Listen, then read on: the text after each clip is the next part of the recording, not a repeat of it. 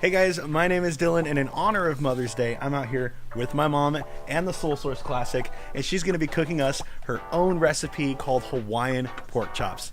She's going to walk us through it, so let's get started. First thing that you're going to do is take your garlic salt, and then you put your garlic salt all over and coat the pork chops really well.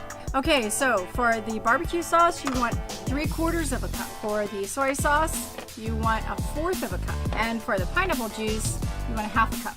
That'll give it that sweet flavor.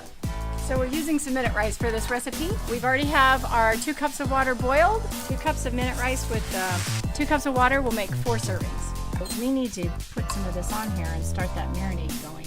If you like it thicker, then you can decrease some of the soy sauce, but I would not decrease pineapple juice.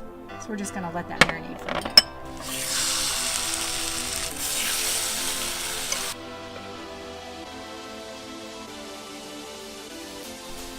Yeah, they're done. So I'm gonna say on an overcast day, 7 minutes per side, but if it's sunny, check it after 4 minutes per side. So then the last thing that you wanna do is put on your pineapple ring. Give that about 2 minutes, and you're done.